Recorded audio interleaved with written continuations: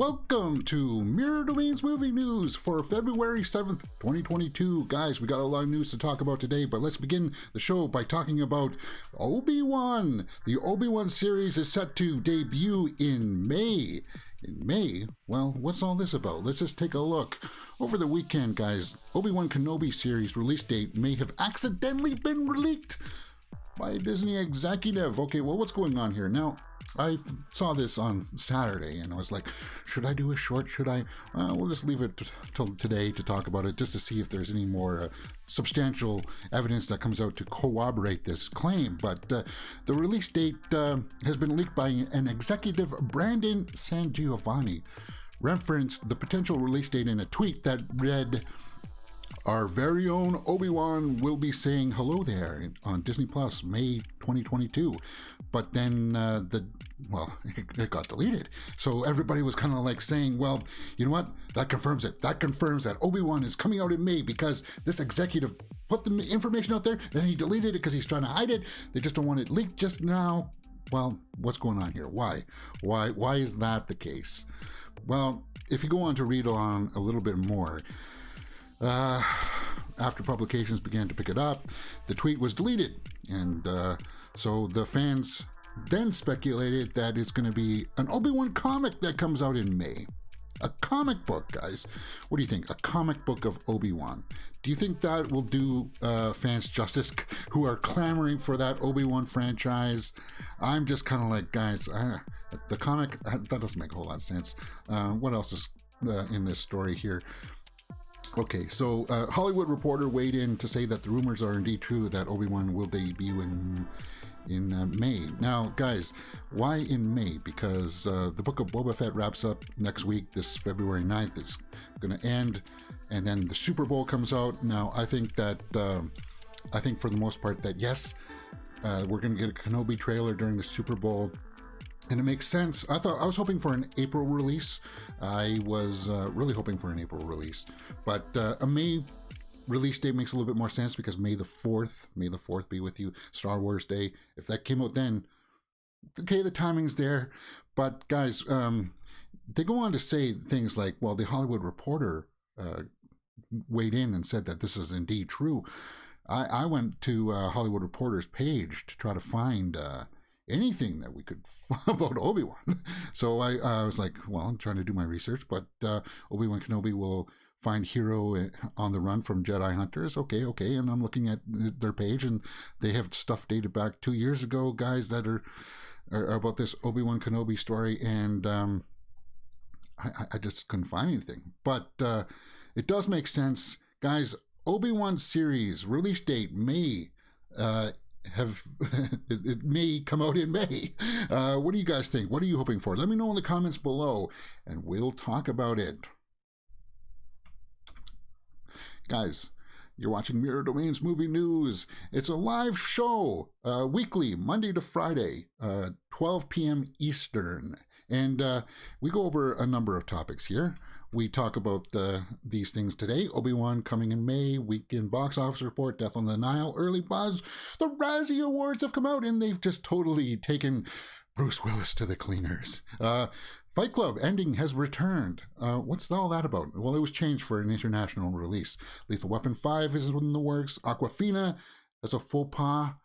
A little bit of a stumble there. The Joe Rogan saga continues. Billie Eilish stops a concert. Really? Why? And then we'll round up the day by looking at the Twitter roundup. Guys, if you are watching us live, welcome. You can participate in the live chat, and I will talk to you about the day's stories. And if you're returning just on the feed later on, welcome. And hopefully you can join us someday live in the live chat, 12 p.m., where we talk about all of the headlines with no fluff. I'm not going to give you long diatribes about my life and the same stories over and over again. That's not my bag. That's not what we do here on Mirror Domains Movie News. Okay. It looks like I'm getting some spam. Shall I fix that right now? I shall.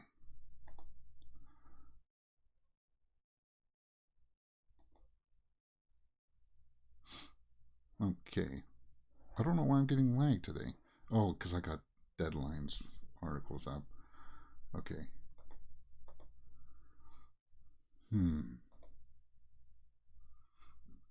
Guys, let's continue on and talk about the weekend's box office report. It's lagging now, but when the video goes up, those laggings won't be too bad. The weekend box office report for February 4th to the 6th. The top 5 are Jackass Forever, number 1. Number 2 is Moonfall. Number 3 is Spider-Man No Way Home. Number 4 is Scream. And number 5 is Sing 2. So Spider-Man No Way Home was knocked off the number 1 spot there by Jackass Forever, taking in $23.5 million. Good. Moonfall, $10 million. Second place. Is that good for Moonfall? It had a pretty big budget there. The Wolf and the Lion. What the heck is that? 675,000. The Wolf and the Lion. What is that? Oh, it's got Graham Greene. What's the synopsis? A wolf pup and a lost lion cub are rescued by a girl in the heart of the Canadian wilderness. Their friendship will change their lives forever. So it's like an animal piece. Okay, well, that's okay. But let's go up to the numbers here. Now, guys, this is not going to be a harsh critical breakdown. If you want to see some really good material about breaking down the box office, go watch Dan Murrell's show. The numbers, he talks about it and gives you a lot more nuance. But let's take a look at Jackass's numbers. Domestically, 23.5. That's good. Internationally, only another 5. So it hasn't been released internationally wide yet, but maybe in the next week it'll get bigger international numbers. It's rated R, that's the thing. There's a lot of male nudity and stuff in it. Guys, I did a review for it. I'll leave a link to that up in the cards above. Worldwide, 28 million for Jackass Forever. That's good. That's really good. And yes, Knoxville was recently said that they might make a 5th one, but because look at the tomato scores here. It's 85%. Audience scores are 93%. Guys, Jackass Forever is just a lot of fun. Go see it in the theaters when there's a lot of people going out to see it and when there's a crowd, because you'll get that experience of everybody cheering and going ooh at the same moments. It's just oh. And the new cast, don't worry about the new cast, guys. They mix in very well with the legacy cast, and yeah, you won't be let down. And this Rachel Wolfson here, I've started to follow her on Instagram. She's cool in the movie. She'll catch your eye too. And Poopies, the guy right here is Poopies. Oh, guys, Jackass Forever. Opening box office, 23.5 million. That's good. That's good to take it in for the number 1 spot. You can't complain about that. But it'll be challenged this weekend by Death on the Nile. We'll talk about that in its early buzz in just a moment. But let's take a look at that Moonfall number. 10 million.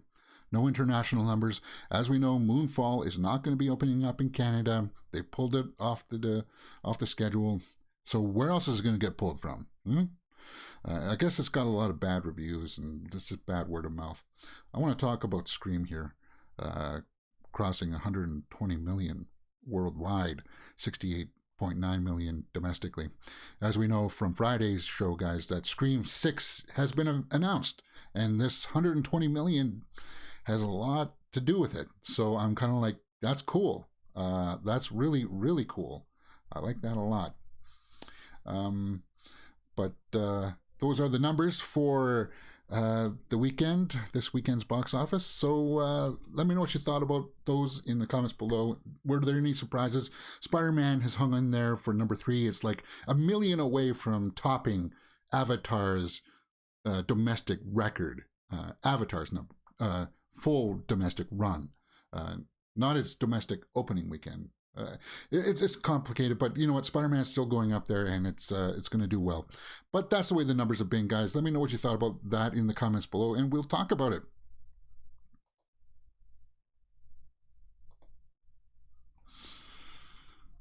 The Death on the Nile comes out this weekend, and are you going to go out and see it, guys? Death on the Nile. Well, we got the embargo is down, and because I'm not totally 100% pressed here, the early reviews have been in, and guys, it's been sort of pretty good for the most part. But it's not outstanding or anything, but it appears to be an enjoyable whodunit. And that's the vibe, the buzz that I was getting off of some of these reports, that Death on the Nile was pretty good. Now, these are pretty lengthy reviews. 6 out of 10. Now, is that decent? Equates to decent. It's a 6 out of 10 decent for Death on the Nile. Guys, it's the sequel to Murder on the Orient Express with Kenneth Branagh. He's directing this one too, and it got pushed around, and then it's finally coming out. It's coming out this week, but with only a few reviewers, and it's sitting at around a 65%. So what do you think about the buzz there for Death on the Nile? I'm kind of like, I'm going to go and see it, but that 65% kind of gives me a little bit of a, do I really want to see Death on the Nile? That's the early buzz. I'll be seeing it anyway, and I'll give you guys my initial reaction and review coming this weekend for Death on the Nile. Let me know what you thought about that in the comments below, and we'll continue on now, and we'll talk about the Razzies. Now, guys, are you a big fan of the award season, the Academy Awards, the Guild Actors Awards, the Screen Actors Guild Awards, the Directors Awards? Sometimes the awards just get so bogged down with everything.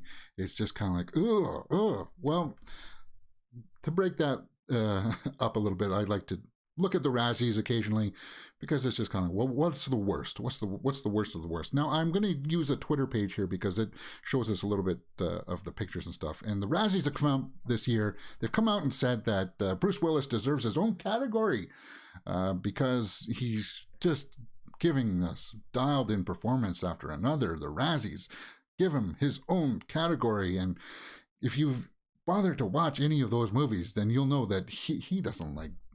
This is like he just shows up on set for a day and then films a scene, and you can tell his heart is not in any of these projects.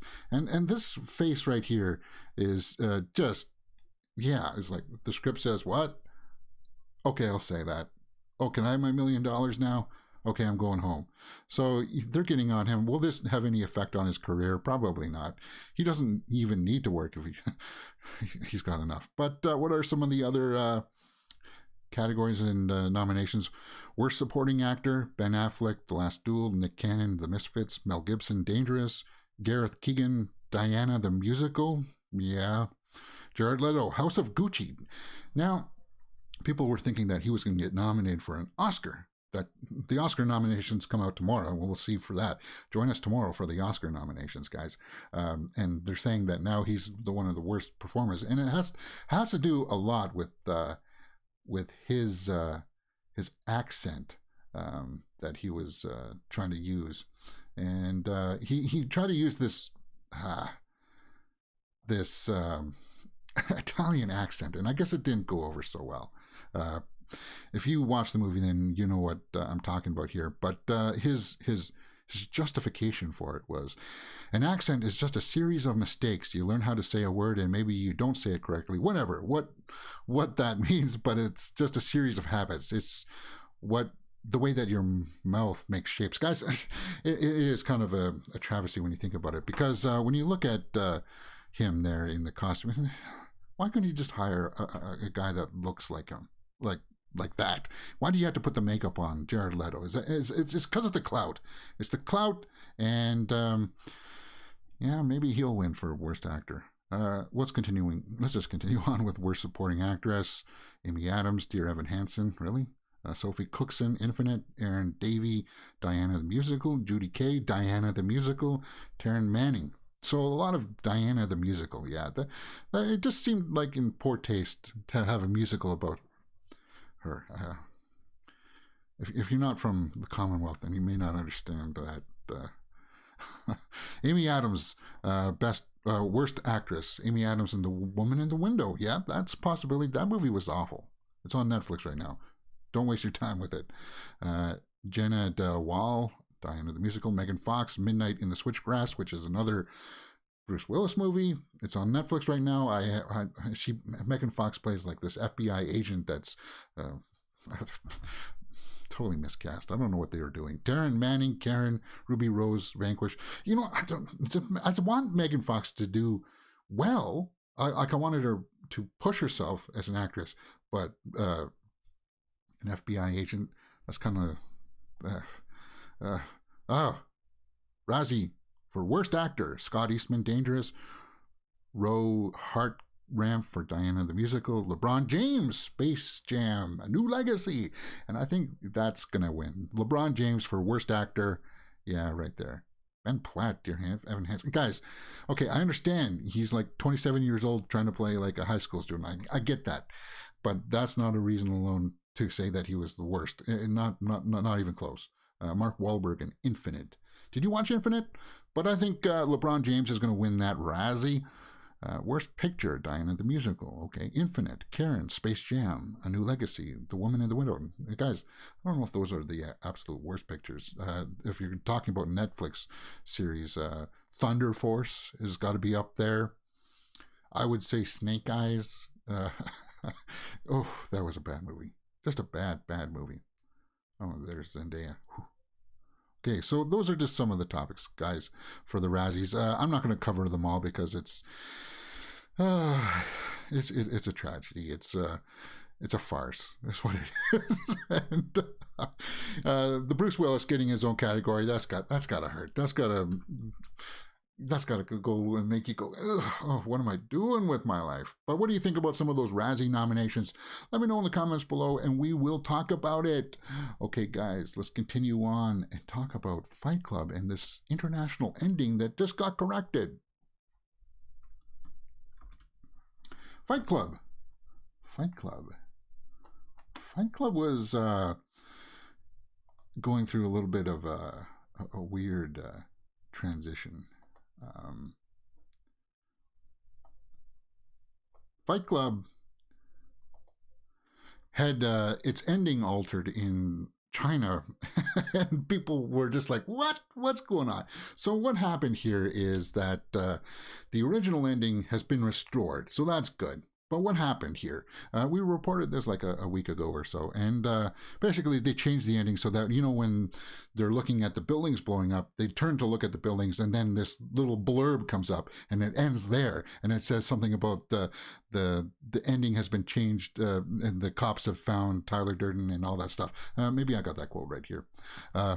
Though the clue provided by Tyler, through the clue provided by Tyler, the police rapidly figured out the whole plan and arrested all the criminals, successfully preventing the bomb from exploding. After the trial, Tyler was sent to a lunatic asylum, receiving psychological treatment.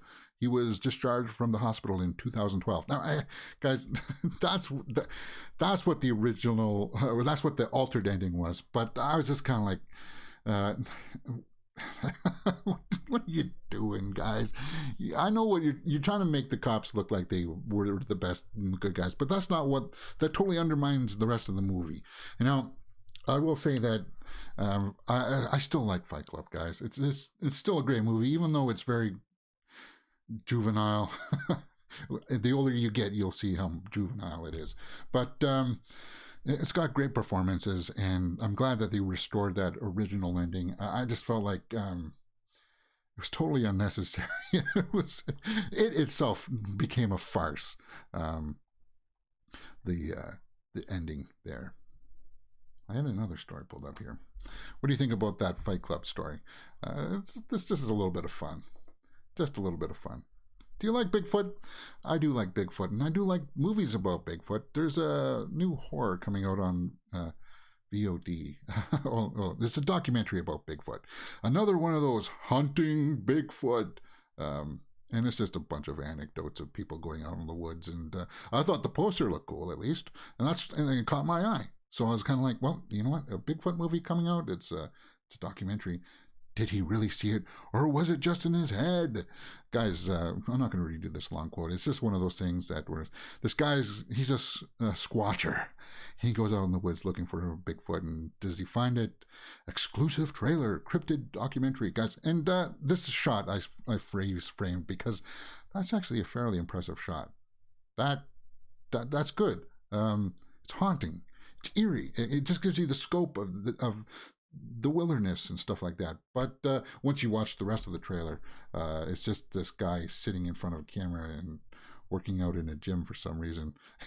It's just, yeah, it's just one of those anecdote stories where it's kind of like, hey, I saw it.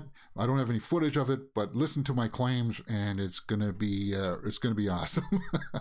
But Hunting Bigfoot's coming out February 15th. Exclusive trailer. What do you think?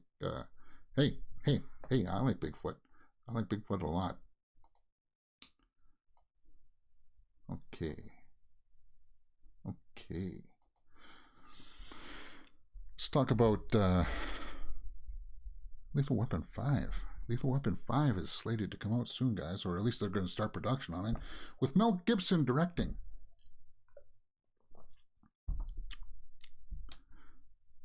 Lethal Weapon 5. Mel Gibson reconfirms he's directing Lethal Weapon 5 with Danny Glover on board. And he says that they're both coming back. Now, who else in that cast is coming back? Definitely not Joe Pesci. He said he was done after The Irishman. He's done with that ridiculous character, Joey Getz or whatever. He's got a quote here saying, "Yeah, I am directing that. I'm really looking forward to it. I wish I wasn't directing it. I wish Richard Donner, rest in peace, was still here to do it. But he actually asked me. He said, 'Hey kid, if I don't make it, you'll take the reins, huh?' I told him to shut up. I think it's an honor for me to be able to carry the flag for him." So they're going to try to wrap up the this franchise at number 5. And I guess there was an interview with Entertainment Tonight. Mel Gibson confirms that he's directing Lethal Weapon 5. We still have no start date, but man, you guys are getting old. And I don't know if it can be good or not, because it'd have to be passed on to maybe other people.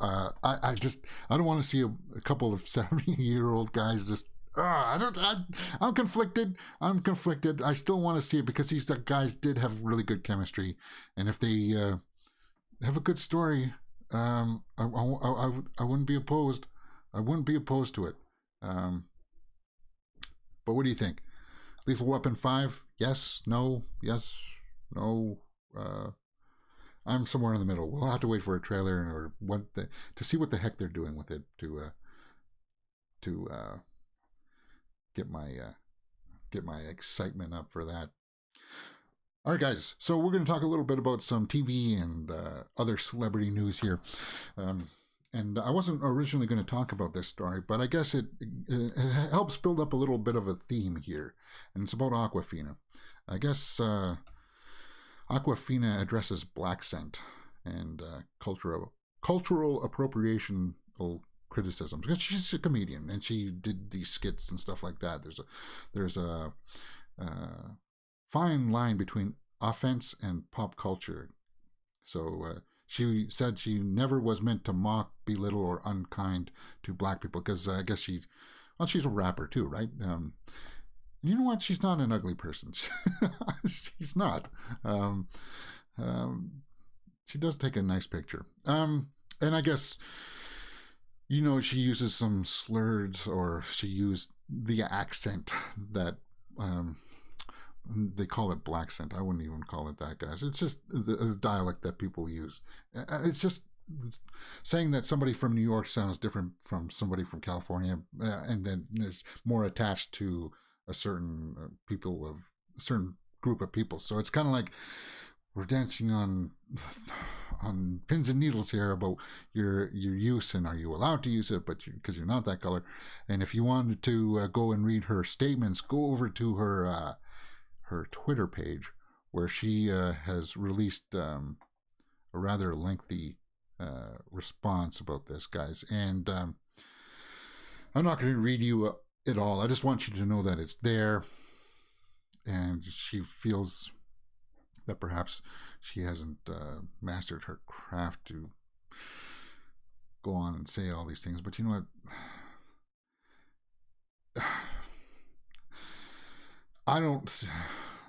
But I must emphasize, to mock, belittle, or to be unkind in any way possible at the expense of others is simply not my nature. It never has, it never was. So she was using those accents, and I don't think she used the N-word slur. I don't think she did. But if she did, well then, yeah, I can understand. But because that's what Rogan got into trouble for, and is in trouble for. But we'll talk about that in a moment. But she's made this apology. She wasn't really attacking anybody with it directly. It's just culturally, you could have found it a little bit of inappropriate. What do you think about Awkwafina? Does she get a pass? For me, I would say she would get a pass because I haven't seen the exact things that she said, but if there is things that were really, really offensive, like, then I would have to side with the criticisms of her. But let me know what you thought about that in the comments below. And this does deal a little bit with what's going on with the Joe Rogan saga and all the musicians that wanted to leave Spotify now because of his COVID stance. But aside from that, now this other thing has come out where somebody put together his use of the N-word. He did use the N-word, and he used it a lot, quite a bit. The mix video mock-up of it, like, showed all the cuts of him using the word. It's pretty damning, man. It's pretty damning. And the thing is that if you were working for any other company out there and you were caught using that word over and over and over again, you wouldn't be working for that company anymore. But Spotify has paid so much money for him. There's no way that they would get rid of him unless he actually came out and said something currently that would just be like, you can't say that, dude. But these instances were before he was picked up by Spotify from like years and years ago. And again, he's a comedian, so he's using these words perhaps in skits and stuff like that. Now, I think the call to have him removed from Spotify is a little bit much. I don't think that's going to happen. As I said, Spotify's paid a lot to get him over there. And if you know his podcast, he does talk crap sometimes out of the top of his mind. But that's part of his charm. That's why people like him, because he will speak his mind. But the use of that word, it's got a lot of people kind of like, dude, what did you do? But he has come out and apologized for it. They've removed those episodes, and people have come out and said, dude, take my music off Spotify. This India musician, her name is India. She wanted her stuff taken off Spotify. India Ari shares resurfaced clips, and she wanted her stuff removed. And guys, people will try to attack this by using their political platforms and perspectives. I'll say this, and I'll say that in the way that India person said, she supports free speech. She supports that Joe Rogan is free to say that on that platform, but she doesn't want her music on that platform because the revenues generated by her music will be used to promote somebody like Joe Rogan. So she's saying not to boycott or all of that kind of stuff for Joe Rogan. She just wants her stuff not associated with Spotify, who is also associated with Joe Rogan. So that's where it becomes a little bit dicey and a little bit. What do you think? People are coming out for him now because they've seen his stance on misinformation and stuff like that. He did walk that back. He did apologize for that, and now he's apologized for this use of the N-word, and people are just coming out for him. And I'm gonna defend him a little bit here because I have watched his episodes, and he does have morons on the show, like Alex Jones and a lot of the right-wing conspiracy people, and it's at least with Alex Jones, you know that he's just doing it for an act, and I think Rogan understands that. It's entertainment, and he's entertaining people with his podcast.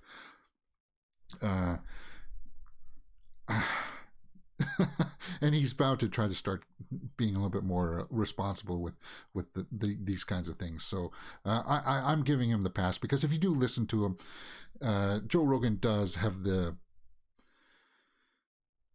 he has the ability to come back around and say, oh, I was wrong, or hey, I'm going to change that now. My perspective was wrong. He at least is open to listening to people about that kind of stuff. And it's going to be a long day to have that come around. But I guess Dwayne Johnson came out and said that, well, he was going to defend him because of the COVID stuff, but now because of the use of the N-word, he's like, ugh. Everybody's taking that kind of stance with Rogan. You know, there's just so much you can only forgive. But again, I would say at least Rogan, he has the track record of coming around and saying, oh, no, I was wrong about that. I'll try to change my ways and try to correct it. And the saga will continue because the I guess it's the left side, the extreme left side, are out to get him. They want to try to take him down. They want him removed. It's not going to happen, guys. It's not going to happen. He's just too big of a draw, and too many people like him. And I got nothing against him. You guys let me know in the comments below. What do you think about the Joe Rogan saga? What's going to happen to him? It just seems to be getting worse as things get dug up, and that's what people are going to do. They're just going to continue digging things up. And when will it end? Who knows? Let me know in the comments below, and we'll talk about it. But let's talk about some good celebrity news. Some really cool celebrity news. Billie Eilish was in the news headlines, and we'll talk about that. Billie Eilish praised for stopping concert to get fan an inhaler. We're taking care of people. So that's good. It's not Astro World. It's not a Travis Scott concert where people will get crushed to death. I guess people saw this person having distress in the crowd and having trouble breathing, but then she stopped her concert and she said, we're going to find an inhaler for this person. So I'll play a little bit of this clip, and hopefully it will not get blocked.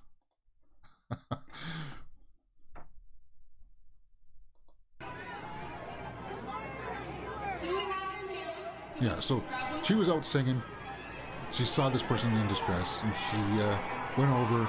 It's like, do we have an inhaler? Get this person. And then I'm not going to play you the entire clip, but because it did stop the show, and it did kind of like, she's like helping people get separated so somebody could get in and give this person aid. And that's just cool, man. That's just really cool. Billie Eilish, she's not somebody who, her music, I don't put her music on and go, yeah, let's have some fun time. But as a person, you know, that's outstanding. That's top notch. Billie Eilish, what do you think? Stopping a concert to help a fan get an inhaler. Let me know in the comments below, and we'll talk about it. You're watching Mirror Domain's Movie News, your place for entertainment headlines. All right, guys. Let's see what's going on here. Nothing really going on in the live chat. And we're 35 minutes in. Ooh. I guess we got a little bit of time to look at the old Twitter sphere. See what's going on in our Twitter roundup today, guys. Okay. Catherine Zeta-Jones will star in National Treasure Disney Plus series. What? National Treasure? The one with Nicolas Cage? They're turning that into a series? Oscar winner Zeta-Jones will play Billie, a badass billionaire, black market antiques expert, and treasure hunter who lives by her own code. You know, she's a little bit long in the tooth too as well, but she's still stunning. Why are they taking it away from Nicolas Cage? I don't know why. Interesting. Michelle Yeoh will star in Shang-Chi director Destin Daniel Cretton's action-packed coming-of-age adventure plus Disney Plus series American-Born Chinese. Don't know what that's about, but sounds sort of interesting. Keep my eye out for that. It's 25 years of people going, well, she's not that great. She's pretty. She's cute. She makes cute music, but it's not really this and that. What the heck is this? I see J-Lo here. Something about J-Lo. Jennifer Lopez says that even after Hustlers, she still isn't being considered for gritty, hard-hitting parts. I have the top agents in the world, but those people don't come to me. I'd hire her for a gritty part. Oh, she's in Rolling Stone. Okay, so let's take a look at her cover. And, Jesus. Sweet baby Jesus. She's in her 50s now, and she still looks fantastic, guys. Ooh. She's back with Ben Affleck, Bennifer 2.0. Bennifer is back. What do you think? Okay, so that must have been a quote for Rolling Stone talking about how she's not getting any roles. She's got a big slate coming up. We talked about that on Friday. She's got a big slate of stuff coming out. A bunch of rom-coms, some action thrillers on Netflix. There's going to be a sci-fi movie that she's going to be doing, so I'll keep my eye out for that. Death on the Nile debuts. Now there's that Death on the Nile buzz, 65% on the tomato meter. A teaser for Peter Strickland's Flux Gourmet, starring Asa Butterfield and Gwendolyn Christie, has been released. Oh, there's Gwendolyn Christie. She's also, she's not an ugly person either. She's tall too, and I like that. I don't know what the heck this is about. Flux Gourmet. It looks like it's something about cooking or something. I don't want to get flagged for that. I'll watch it. Nah, I won't watch the trailer. Whatever. After Yang, we saw that trailer with Colin Farrell, and this robot wants to have his own dreams. That's cool. Zendaya. Okay. That's somebody who takes a good picture, Zendaya. Sydney Sweeney. Okay, we're not going to look at the Cosmopolitan pictures, guys. Oh, and then we're back to the Razzies where I was earlier today. But let's go beyond the Razzies. Let's go below. Euphoria episode 5 premieres tonight. Are you a Euphoria fan? There's Andrew Garfield. Cody Smith-McPhee, Best Supporting Actor of the Year, London Critics Film Awards. There's the Critics Awards again. And see, it's the awards just become... Why? Too many awards. Film of the Year is Power of the Dog. London Circle Film Awards. Oscar nominations. Tomorrow, guys. Oscars coming out tomorrow. Screen movie writer Guy Busick on which horror franchises he'd love to revive next. I'd love a crack at a new installment of Nightmare on Elm Street or Friday the 13th. A lot of people would, but there's just the rights issues are so bogged down. We were so lucky to have a Freddy versus Jason movie. So lucky. And it wasn't that bad. It had that cheesiness to it. We got to see them fight in the dream world and in the real world. It was just, that was so good. So good. I want to watch that again. Windfall. Lily Collins, Jason Segel, and Jesse Plemons.